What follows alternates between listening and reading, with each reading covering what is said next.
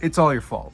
They're not with you because of you. But we can change that. Over this video, I'm going to share the 5 steps that you can use to manifest behavior that you want from a specific person. How you would manifest getting laid multiple times a day. Of Elmer O'Locker Jr. He used this process too. What he would do is he would get them. When you take responsibility for your own creation, you move yourself into a position of power. You put yourself in that situation.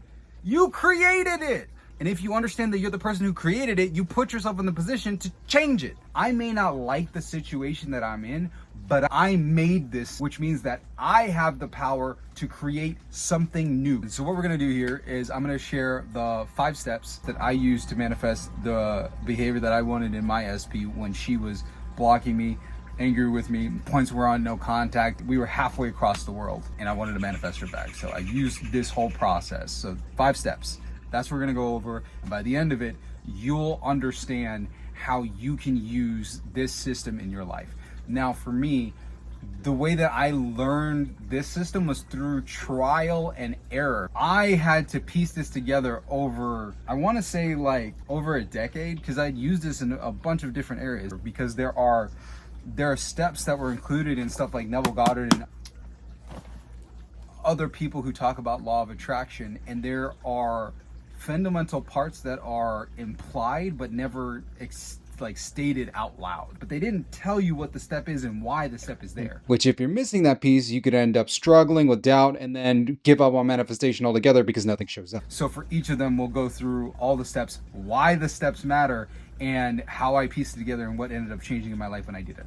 Now, ended up breaking up and then being no contact, and I realized that I wanted to be with that person, the person that I'm with right now. I decided that I didn't want to be with them, manifested not being with them, and I was like, oh wait, no, this is not what I want. I don't want to have this animosity between each other. I don't want you to hate me. In that scenario, I was like, I have to make the change. That's where we moved into the first step that I learned and used in this process. And the first step is accepting that you created this. Whatever state that you're currently in, whether it's a state of suffering where you're longing to be with somebody and they're not talking to you, and you feel that desire to just touch them and to be around them, understand that current state, you created and crafted it. You might have created this consciously or unconsciously. Same thing with being fat. If you're fat, same thing with being overweight or not being your ideal weight, not looking the way that you want. You put yourself in that situation. You created it. You're the one who ate all the food. Nobody ate the food but you. If you're skinnier, then you're the one who didn't go to work out. Whatever your ideal body or state is. If you're not in the ideal state, understand that you're the person who created it. And if you understand that you're the person who created it, you put yourself in the position to change it. Accept your power, accept your responsibility, and now we can use the systems to consciously create the new state. Because one of the problems that we have when beginning to learn this manifestation stuff is that we try to ascribe circumstances to things outside of our own power, which is in actuality, and of course there goes the chickens, it's us giving away our power. We're giving our power to some other source outside of ourselves. And ultimately it ends up meaning that we believe that we need someone else or something else, like an external objective God, to come in and save us, when that's not the case. We don't need anybody to come save us. We were the creator. If you accept responsibility for the situation that you have created, consciously or unconsciously, you put yourself into the position of power where you now have the ability to transform whatever situation that you're in. So if you're somebody who desires to be in a relationship, understand that you created the current state that you're in unconsciously, which is a problem because a lot of people are like, I didn't think about this. Well, you probably did. Most people are not conscious of the music that they're consuming, the lyrical content in that.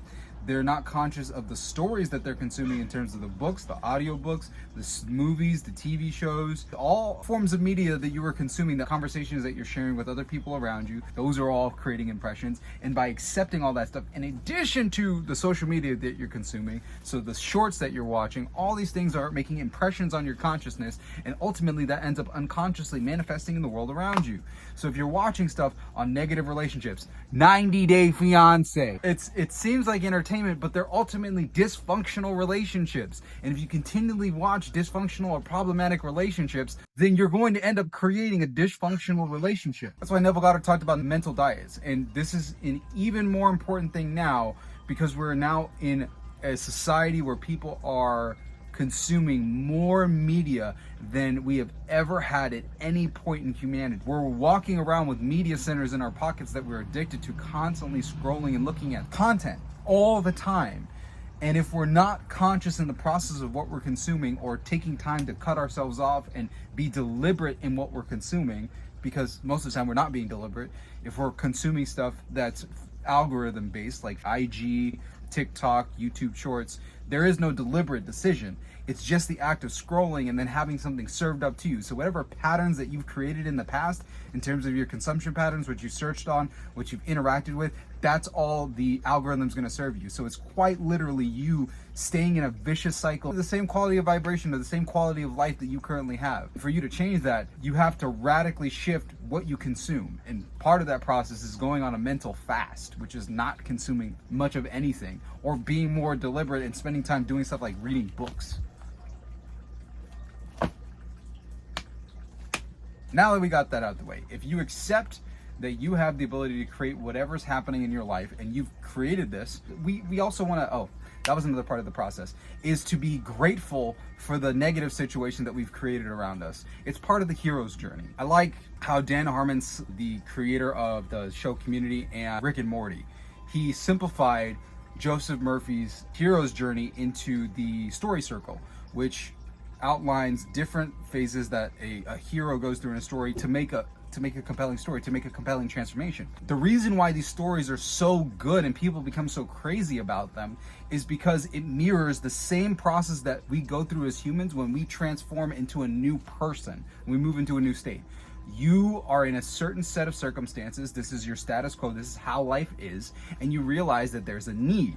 You need something. Something is wrong in your life. Whatever it is, there's a state that is unacceptable. You can't live like this. You can't go on living like this. This is not what you want. The important parts of accepting your creation is being grateful for the creation itself. And that might seem a little bit weird when we're talking about not being with the person that you want to be with, but it's actually an essential part of love, of falling in love, of being with somebody in a relationship, is the act of having somebody that you desire so much that not being around them is a state of suffering.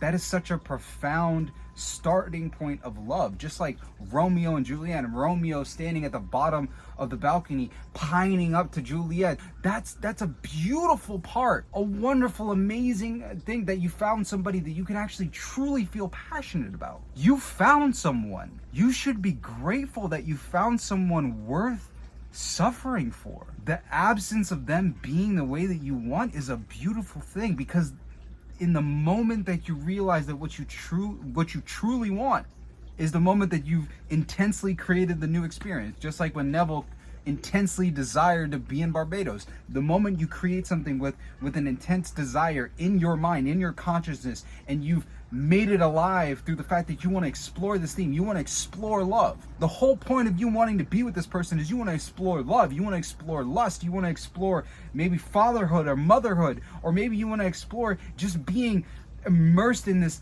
lovely, wonderful experience of playfulness and joy and fun. I don't know what the theme is that you're trying to explore with this person, but it's something that's amazing, and before they existed in your experience, that wasn't even a thought. But this person is so amazing that the thought of them and how amazing things would be with them puts you in the dumps. You're depressed at the fact that you are not experiencing this amazing thing that you want with them. That's awesome. Be grateful, because some people, there are people that never experience longing like that.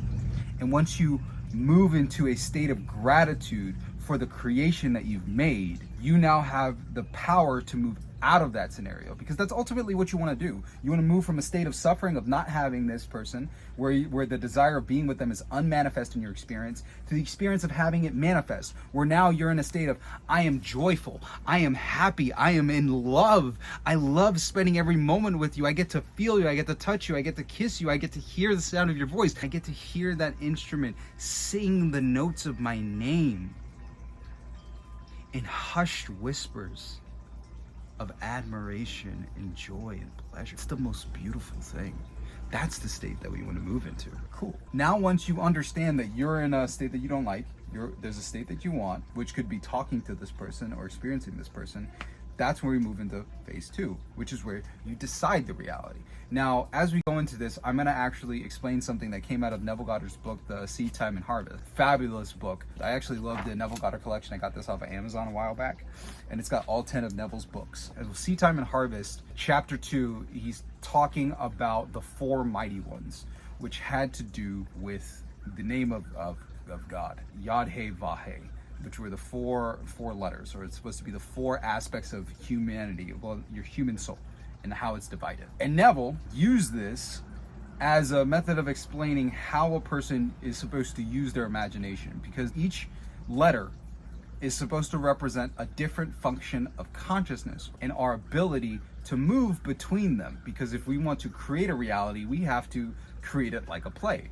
And Neville, if some people didn't know, Neville Goddard was a dancer. He was a vaudeville dancer on Broadway in New York during the Great Depression in that time period. So like the early 1920s, 1930s, 1940s. Although around the time in the 1930s, that's when he started doing his lectures. But before that, that was his main thing. He was a dancer. So the theater was the main art form that he used to express these concepts and these thoughts. And the way that he explained the 4 mighty ones that exist within us in our imagination were the 4 roles that are required for the creation of a play. There's number 1, the producer; number 2, the author; number 3, the director; and number 4, the actor. And us, as a conscious creator, we move through this process. So it doesn't matter whether you're talking and learning from somebody who you've consumed content on TikTok from, like High Priestess. She's great. She's wonderful. Excuse me. Or Josiah Brand on YouTube. Or, man, I forgot her name, but the girl who's her YouTube channel is Malika is my guardian angel. She's really good too. Or that dude, what was his name? Joseph something. The dude with the mind maps for all his manifestation videos. Doesn't matter who you're talking about.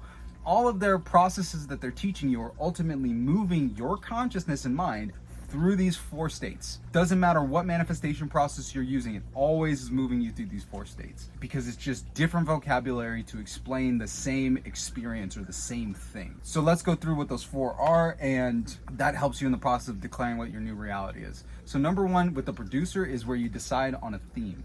The producer decides on the theme that we want to explore in our reality. So this is where the mind notices that something's wrong in the environment, and you decide that you want to change this specific area.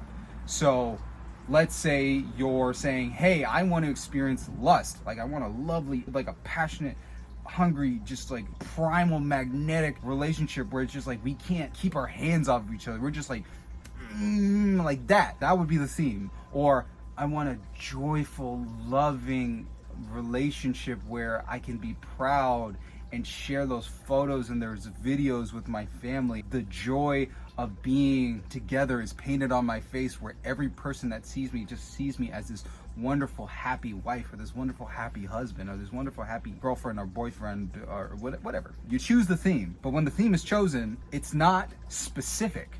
It's just a general concept, like an idea, like a vague idea, a vague image or thought, kind of like, oh, I want to explore this genre in my life. The producer essentially chooses the theme or the genre that's going to be explored in your life. Do you want your life to be a romantic comedy? Do you want your life to be like The Wolf of Wall Street, where this person's making a whole bunch of money? Do you want your life to be a feel-good family movie where you're like all goofy and all that stuff? What is the genre of experience that you want to experience? Well, experience you want to experience, that's a funny way of putting it. Once that's selected, we need to move into the next phase, which is where you're declaring your reality. And this is the job of phase number 2, which is the author. This is the person who takes that general theme, the general idea of the producer, where they're like, yeah, I want to explore something that's like lusty and loving and like caring, but I want, and this is where the specific person comes in. I want this specific actor to play this character. I want them to be the love interest in the story. So the writer, the author, the playwright is supposed to take the character and the themes and the ideas and construct what is a scene that implies and fits this theme, that fits this idea that the producer wanted to experience. How do I know that these people are in love? Like if you were standing outside of yourself in third person, watching you go through your life, what would be the scene or the moments that would let you know I am in love with this person? we're together, we're having so much fun, we're loving each other.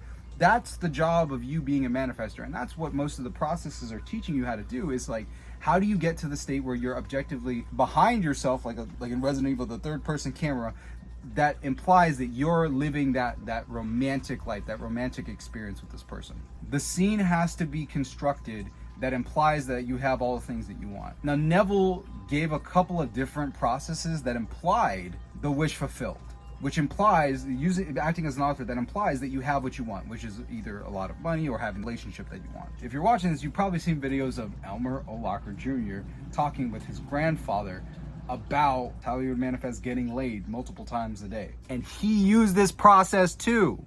What he would do is he would get and that's the memory part. He would sit in front of the person for long enough to observe the way that this person's face looked in great detail. Listen to the sound of their voice, hear their voice, and get a sense of how their voice sounds. Maybe touch them and feel them, and like, how does their skin feel? How do they smell? But don't be creepy about it. But how do they smell? Ultimately, what we're trying to do is we're building a memory bank, which I don't know why nobody talks about this, but whatever you're trying to manifest, you want to get to that thing as close as you possibly can, to touch it, to feel it, to smell it. You want as close to the experience of what you want to enter into your senses and move into your memory, so that you can use it as material in your imagined act. The more memory sense that you have about the thing that you're trying to create, the easier it is to bring in the tones of reality. And that's why it's important, if you're trying to cast somebody that you already know, you bring the reality of that person into the imaginal act. You already know what that person smells like, what they feel like, how they talk, and how you emotionally feel around this person. Because of that, you can think of like a combined scene that brings all that stuff together. If you spend enough time with your special person, it's much easier, because then you could just recall those things, like the way that they smell, the way that they talk, the way that they move, the way that they feel, all that stuff. Number 2 is you gather memory, which I don't know, would that be a part of the producer's process, to gather the materials? I guess I'll put that in the producer's process, to like gather the materials, because you have the author. Does the author do that? Nah, I think that'd be the director phase.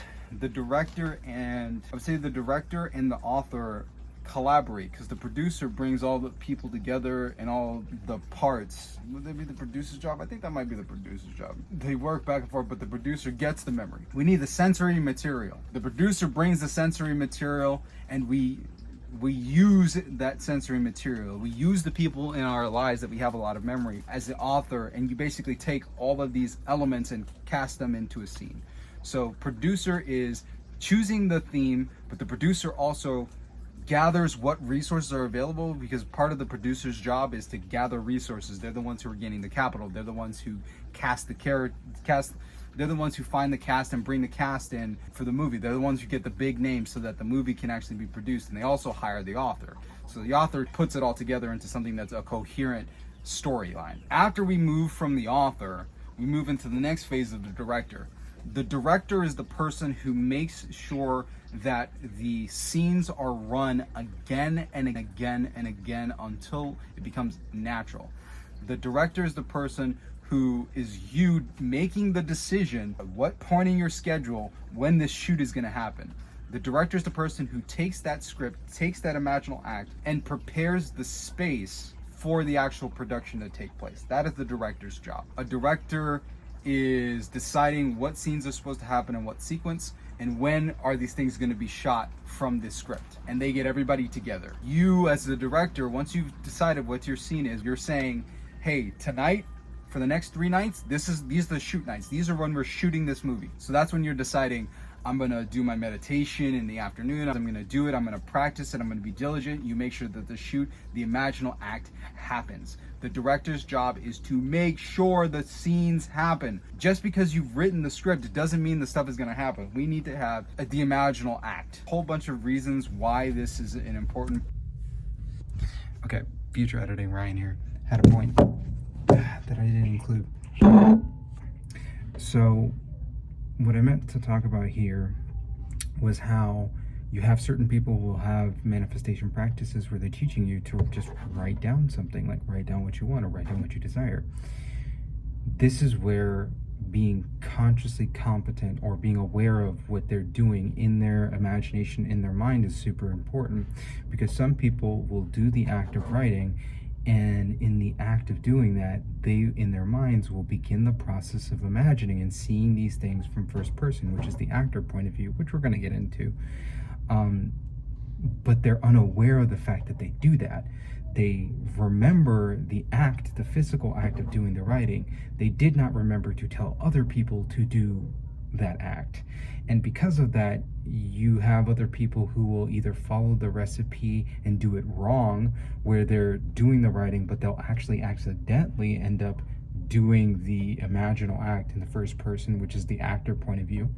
Or this person goes in and they follow the recipe exactly, and then they don't manifest. So if you're somebody who's ever gone through a process, you use the manifestational process and gone through doubt and not manifesting anything, it's usually because of this problem. And we're going to talk a little bit more about it. Let's go back to the video. That's all I want to say.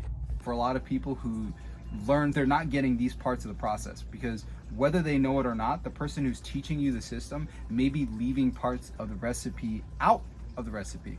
And it's not a malicious thing. If you've ever tried to teach somebody how to drive, you know that it's really hard to remember all the parts of like how to drive, because you do something unconsciously. When you move into mastery, you move into what is known as unconscious competence. You are unconsciously competent at this thing. You may be able to produce the results, but when you try to explain it to somebody, you may be doing a step unconsciously that you don't know to tell the person.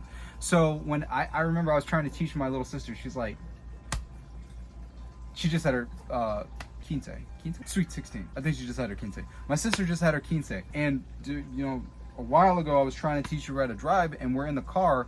I was like, okay, yeah, hop in and start driving, and I'm like, hey, just drive straight. And what I realized was, like, we'd start curving as she was driving in the neighborhood, because we were just in local roads in suburban neighborhood. As she's driving, she's starting to curve over to the side, and I realized, oh wait, no, you need to move over to the side, but then correct over to the side. And I realized that driving straight is not just driving straight, it's the act of small micro movements back and forth to get the car moving back in the general direction that you want to move. So you're not actually moving straight, you're cutting back and forth slightly as you're moving, especially if you're moving slow or trying to avoid things on the road. So they're just all these little things that I didn't realize were parts of the process, even trying to stop. Because as soon as she hit the brakes, we went forward at stop signs. And I'm like, okay, when you get to the stop sign, you need to gently press your foot on it way before we get to the stop sign, so that you're slowing down beforehand. Your car will stop before you get there, and you'll start getting a feel for where that direction is and how much force you need to apply, so that you're not jerking at the end. And I didn't know this until I tried to teach it to her, and I got the immediate feedback of her trying it and it not working. So this is why it's really important for people to have like coaches or spiritual people around them, because even though you may tell somebody to do something, you may not know, oh, there are additional things that you're supposed to do that I didn't think about until you messed it up right in front of my face. That's how you fix it. So that happens a lot in the manifestation community. There are people, and they're not malicious, they want to help you, they just don't know these core principles that they may be doing that they're not telling you to do. And that's why it's important for people to have a deep understanding of like the underlying esoteric stuff if you're trying to teach any of it, because having that underlying understanding makes it so much easier to give the full picture of what you need to do to craft and create that beautiful, lovely relationship, or whatever that ideal state is. Now, back to this. Director, you direct. The scene needs to be enacted. We need to take you and put you into the last phase, which is the actor. Once you have constructed the scene, you need to embody being in the scene in first person. And the actor's job is to go through the imagined scene again and again and again until it feels natural, or until, as Neville Goddard refers to it, until it takes on the tones of reality. Now, what does that mean? It means we going through the imaginal process, you lay down, you relax your body, you disconnect from a reality to a certain extent, you're getting close to what is known as the state akin to sleep, according to Neville Goddard. This is also the state of hypnagogia, or theta brainwaves. This is where you're starting to disconnect or disassociate slightly with the body. It's the state in between wakeful consciousness and falling asleep. It's that state right between when you're waking up and you know somebody says something, and no matter what they say, it just kind of like makes sense. You know how things may be completely disconnected in logic, but you just go with the flow inside of a dream? That's the same thing that's happening in theta. Your critical thinking is not as in your face. You can actually think about things that may not be happening there in the moment because your brainwaves are at such a frequency where you can be more creative.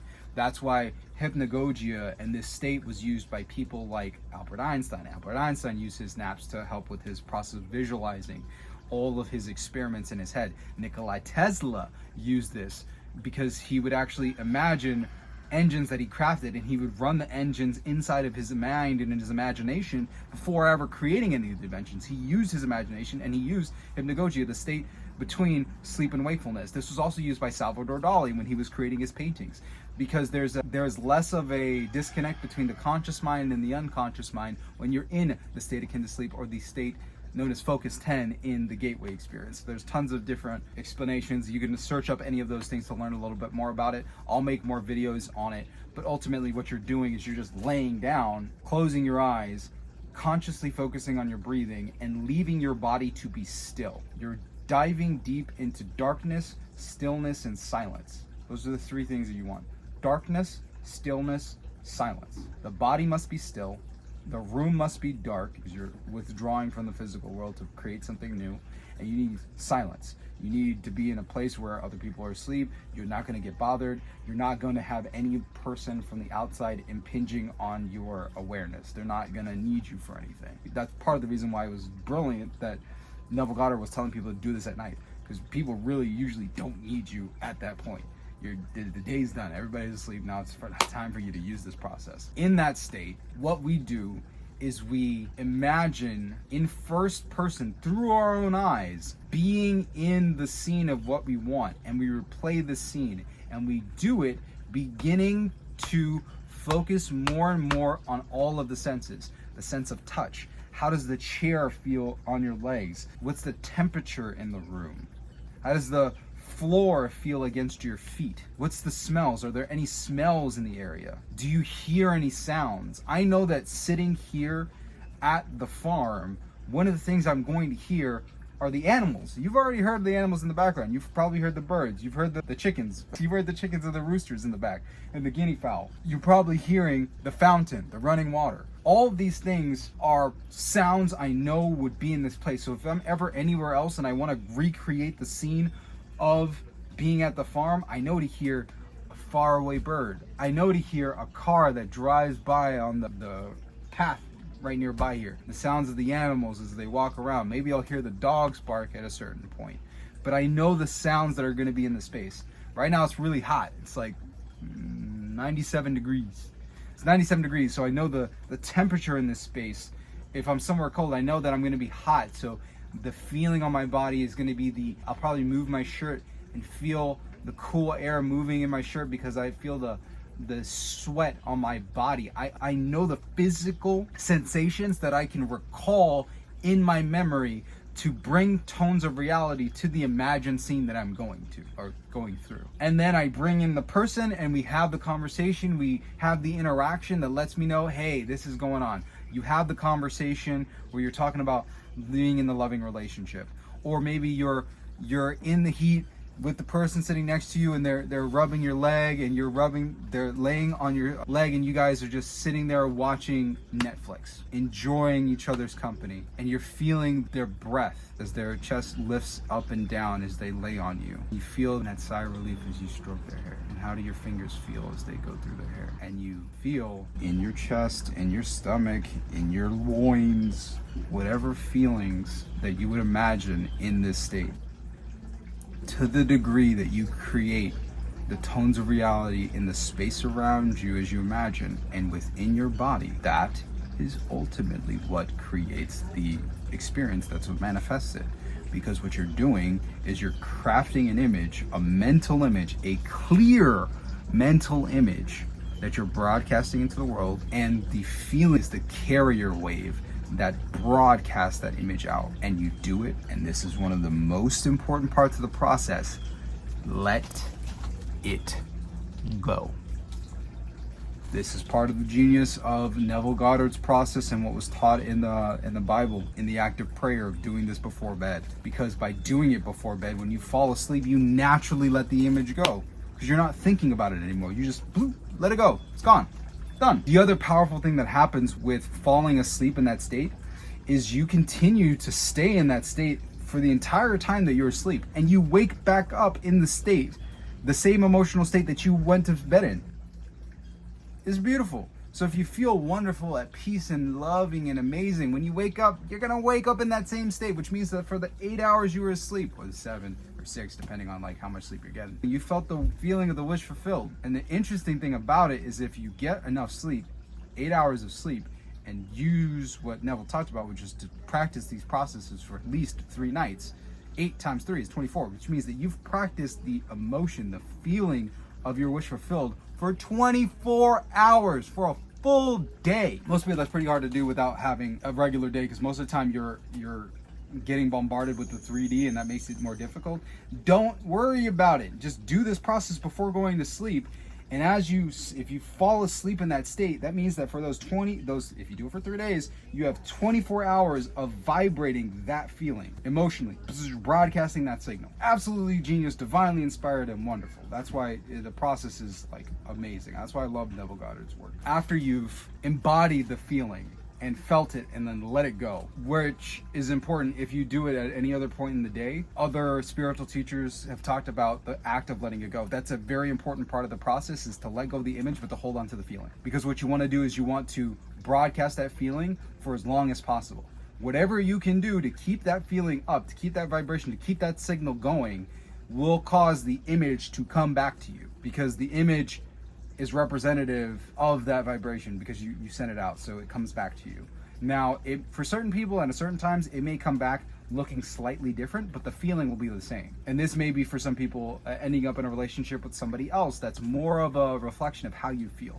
So part of it is being open to the possibility of that changing, but to be honest, it really doesn't matter. For certain people, you just end up getting your SP. And for a lot of people, if you're very clear in your mental image, that is exactly what's going to happen. But if you truly believe that this is the person that you want to be with, and you truly believe that this imagined act will feel like that feeling, you have to have the dedication to stick with it long enough to create the feeling and to do this process again and again. Because if you do not do it, then you truly don't believe it. You don't. And you probably don't want it unconsciously. And that's why you're not doing it. Surprise, surprise. Yeah. So once you've done that, once you've let it go, you, number 4, watch, because we did, number 3 was to use that whole process that I explained. Number 4 is to watch the process unfold. After you've done it, you need to maintain the vibration, maintain the feeling, and know that it's done. It's finished. You don't need to contradict it. It's done. You've sent out the signal. The universe works on the cause and effect. You cannot do something and not have an effect happen. If you've put out a vibration, if you put out a very specific vibration in a clear mental image, the vibration, the feeling must come back to you in your physical experience, because the universe is cyclical in nature.